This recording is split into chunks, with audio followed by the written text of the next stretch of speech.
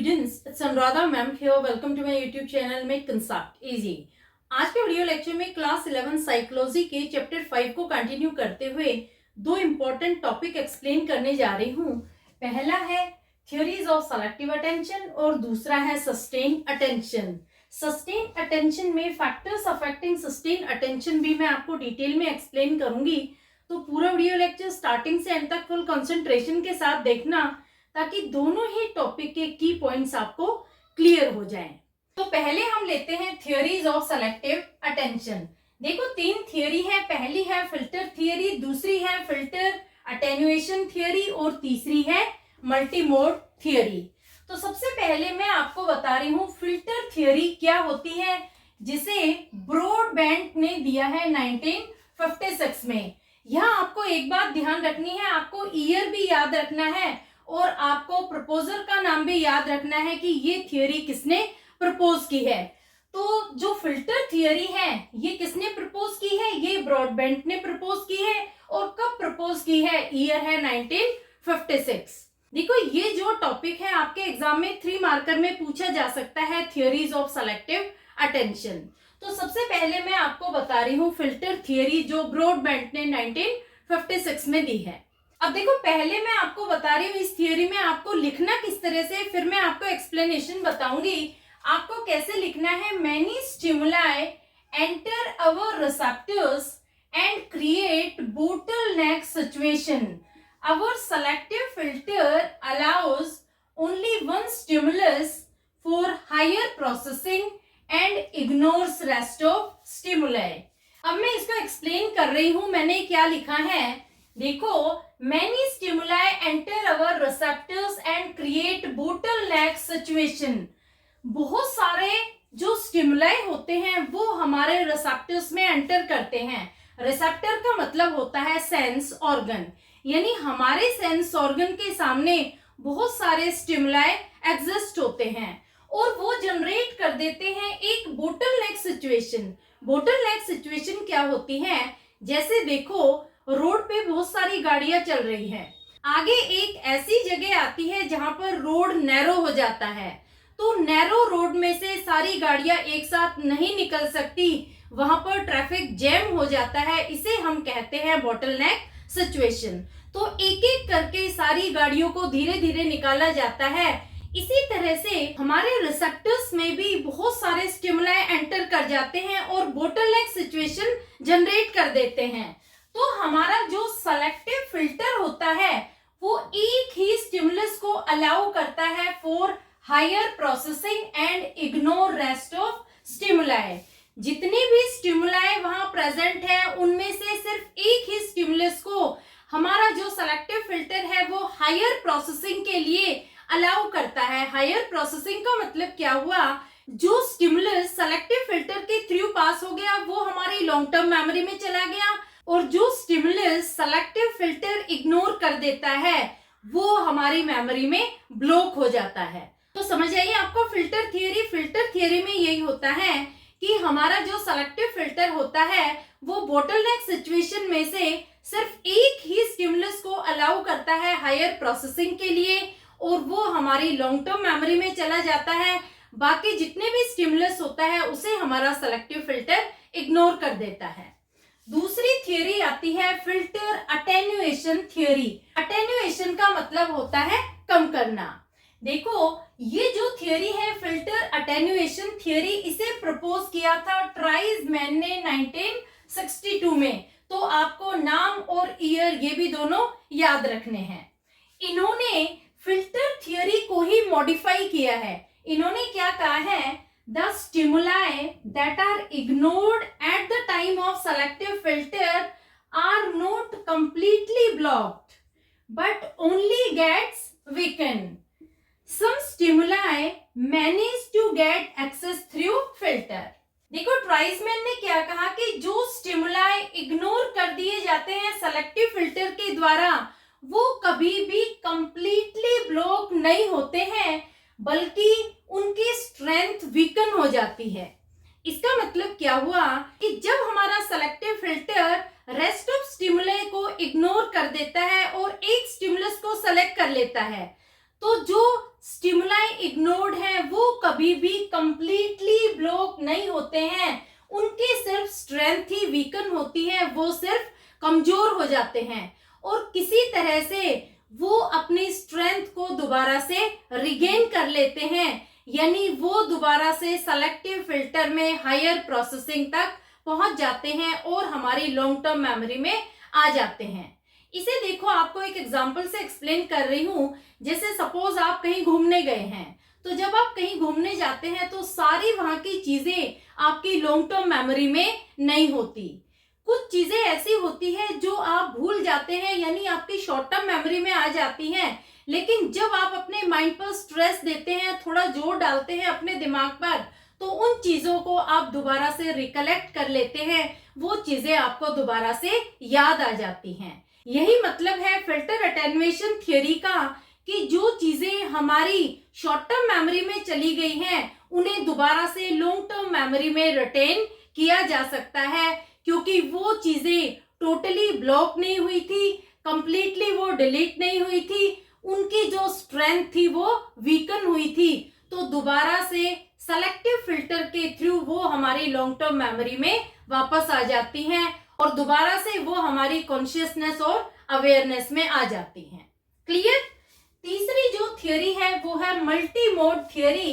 इसे दिया है जॉनस्टन एंड हेंज ने, ईयर था 1978। तो ये भी आपको ईयर और नाम याद रखना है मल्टीमोड थ्योरी का।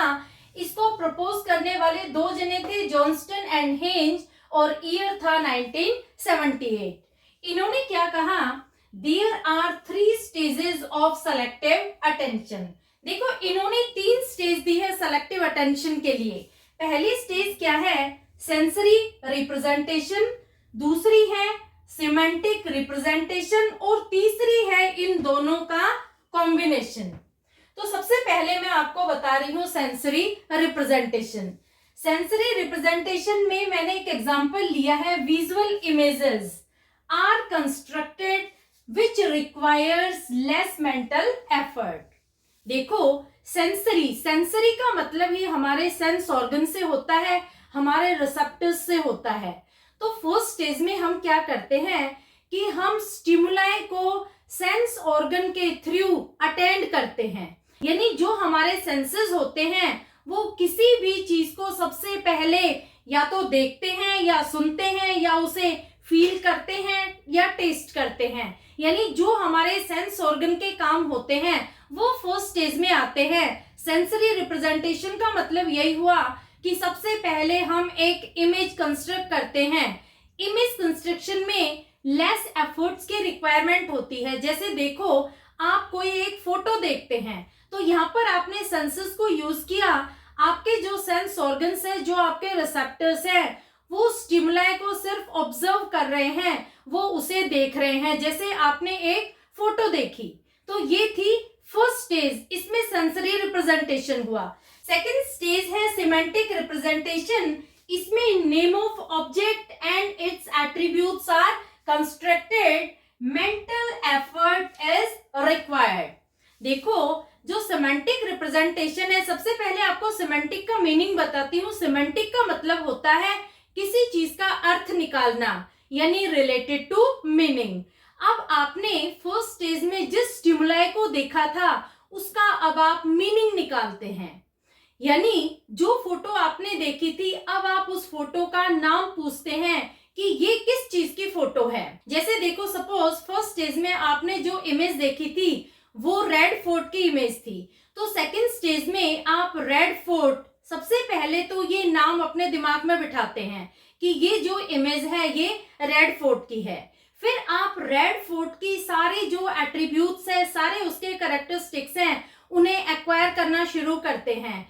जैसे रेड फोर्ट किसने बनवाया, कब बनवाया, ये कहाँ पर सिचुएटेड है, इस तरह से जो भी इंफॉर्मेशन, जो भी डिटेल्ड इंक्वायरी है रेड फोर्ट से रिलेटेड, वो सारी आप सेकंड स्टेज में करते हैं। यहाँ पर आपको मेंटल एफर्ट की रिक्वायरमेंट होती है। अब आती है थर्ड स्टेज। थर्ड स्टेज में both of above enter our consciousness, more mental effort is required.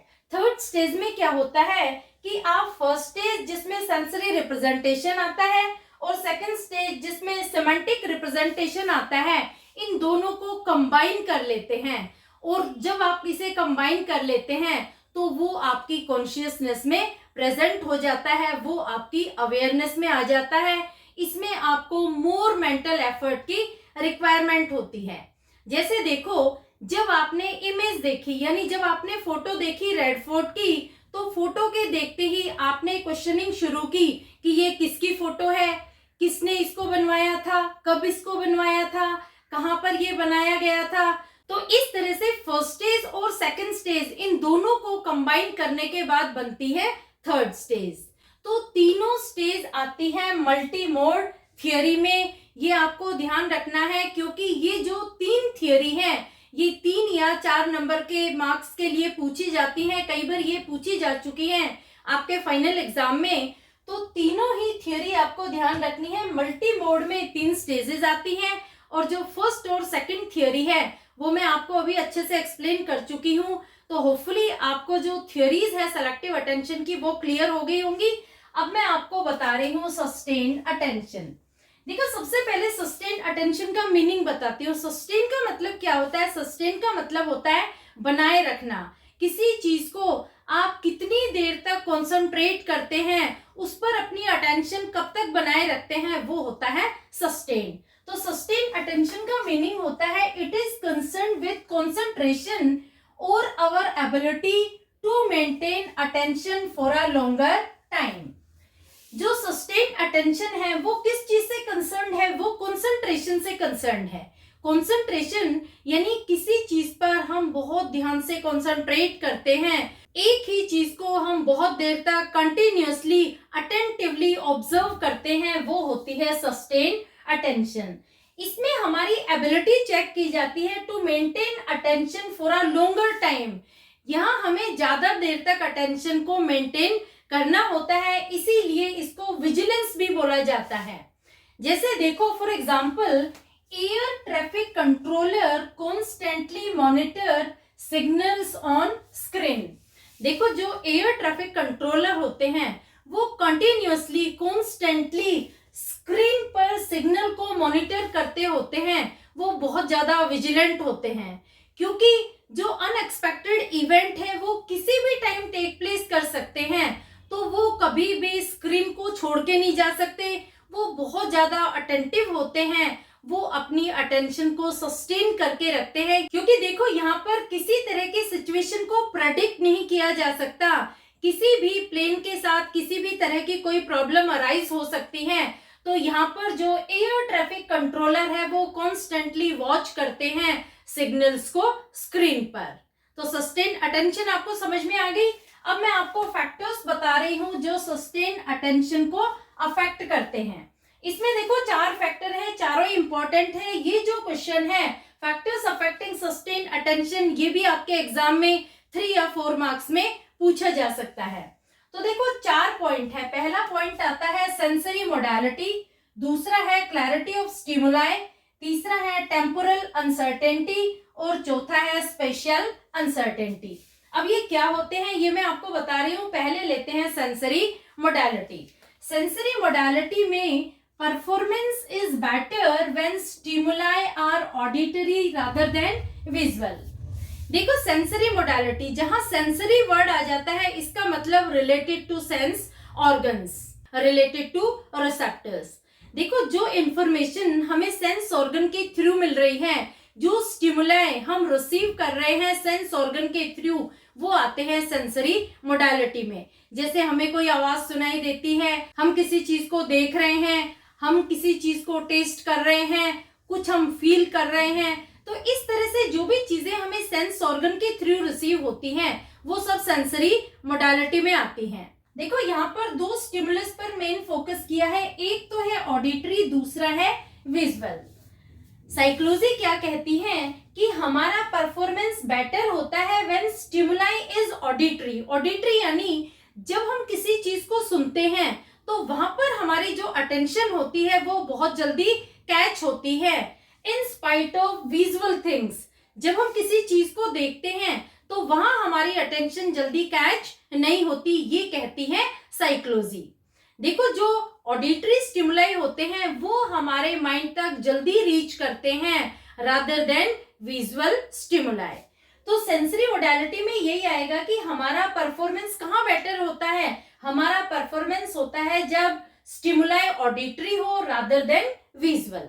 दूसरा जो पॉइंट आता है वो है क्लैरिटी ऑफ स्टिमुलाई। इसका मतलब क्या हुआ, intense and long lasting stimuli result in better sustain attention. देखो, जो स्टिमुलाई इंटेंस है, इंटेंस का मतलब क्या हुआ, स्ट्रॉन्ग। लॉन्ग लास्टिंग यानी जो ज्यादा समय तक चलने वाले हैं। तो जो स्टिमुलाई ज्यादा टाइम तक चलने वाले हैं, जो बहुत ज्यादा स्ट्रॉन्ग है, वहां पर हमारी सस्टेन अटेंशन बेटर होती है rather than short lived stimuli. जो स्टिमुलाई बहुत थोड़े से पीरियड के लिए एग्जिस्ट होते हैं, वहां पर हमारी अटेंशन सस्टेन नहीं होती।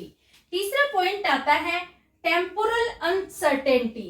इसका मतलब क्या हुआ, stimuli that appear at regular interval are attended better than at irregular interval. देखो, जो स्टिमुलाई रेगुलर इंटरवल पर एग्जिस्ट होते हैं, वहां पर हमारी सस्टेन अटेंशन बहुत जल्दी एग्जिस्ट होती है। जैसे देखो, आपके स्कूल का रेगुलर टाइम टेबल होता है।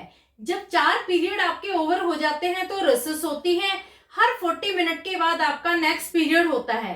तो ये क्या है, ये एक रेगुलर स्टिमुलाई है जो रेगुलर इंटरवल पर एग्जिस्ट होता है। तो यहाँ पर आपकी जो सस्टेन अटेंशन है वो बेटर होगी। अगर देखो, कभी आपकी 3 पीरियड के बाद रिसेस हो रही है, कभी 6 पीरियड के बाद रिसेस हो रही है, तो आप बहुत ज्यादा कंफ्यूज हो जाएंगे, आप अपनी अटेंशन को वहां पर सस्टेन नहीं कर पाएंगे। तो सस्टेन अटेंशन में यही होता है कि अगर जो स्टिमुलाई है वो रेगुलर इंटरवल पर एग्जिस्ट होता है, तो वहां पर हमारी अटेंशन बेटर होती है। क्लियर। और इसका लास्ट पॉइंट आता है स्पेशियल अनसर्टेनिटी। स्पेशियल, ये स्पेस से रिलेटेड है। Stimuli that appear at fixed place are remembered better than at random places. देखो, जो स्टिमुलाई फिक्स प्लेस पर अपीयर होते हैं उन्हें आप बहुत इजीली याद रख सकते हैं। जैसे आपकी जो स्कूल बस है वो एक फिक्स स्टॉप पर आती है, तो आपको पता है कि आपकी बस कहाँ आएगी। अगर वही बस रेंडमली अलग अलग स्टॉप पर आने लगे तो आप कंफ्यूज हो जाएंगे, आपको पता ही नहीं लगेगा कि मुझे किस स्टॉप से बस को लेना है। तो यही होता है स्पेशल अनसर्टेनिटी में कि जो स्टिमुलाई एक फिक्स प्लेस पर अपीयर होते हैं वहां पर हमारी अटेंशन सस्टेन होती है, और जो स्टिमुलाई रेंडमली अपीयर होते हैं अलग अलग जगह पर, वहां पर हमारी अटेंशन सस्टेन नहीं होती, क्योंकि वहां पर हम कंफ्यूज होते हैं। देखो, जैसे आपके प्रिंसिपल का एक फिक्स रूम है, तो अगर आपको किसी तरह की कोई प्रॉब्लम होती है तो आप इजीली अपने प्रिंसिपल को अप्रोच कर सकते हैं। लेकिन अगर एवरीडे प्रिंसिपल का रूम चेंज होता रहता है, कभी फर्स्ट फ्लोर पे है, कभी सेकंड फ्लोर पे, कभी टॉप फ्लोर पे, कभी किसी रूम में है, तो इस तरह से बच्चे कंफ्यूज हो जाएंगे, उनका टाइम और एनर्जी दोनों ही वेस्ट होंगे प्रिंसिपल को सर्च करने में, और वहां पर वो अपनी अटेंशन को सस्टेन भी नहीं कर पाएंगे। तो जो स्टिमुलाई एक फिक्स प्लेस पर अपीयर होता है वो हमें अच्छे से याद भी हो जाता है, और वहां पर हमारी सस्टेन अटेंशन होती है। क्लियर। तो ये 4 पॉइंट थे जो थे फैक्टर्स अफेक्टिंग सस्टेन अटेंशन के। ये 2 टॉपिक जो आज मैंने एक्सप्लेन किए हैं बहुत इंपॉर्टेंट है, क्योंकि 3 और 4 मार्कर में ये आपके एग्जाम में पूछे जाते हैं। आप मेरे चैनल को सब्सक्राइब जरूर कर लेना, क्योंकि पूरी बुक मैं आपको एज पर एनसीईआरटी डिटेल में एक्सप्लेन करूंगी। दूसरा, जो ये बोर्ड के नोट्स हैं ये आप इजीली ले सकते हैं, आप मेरे टेलीग्राम ग्रुप को ज्वाइन कर लेना, लिंक मैं आपको डिस्क्रिप्शन बॉक्स में दे दूंगी। और जो मेरे लेक्चर्स हैं आप अपने फ्रेंड्स को भी जरूर शेयर कर दिया करो, ताकि उनकी भी कोई क्वेरीज हो रिलेटेड टू साइकोलॉजी तो वो भी क्लियर हो जाए। Okay, thank you so much.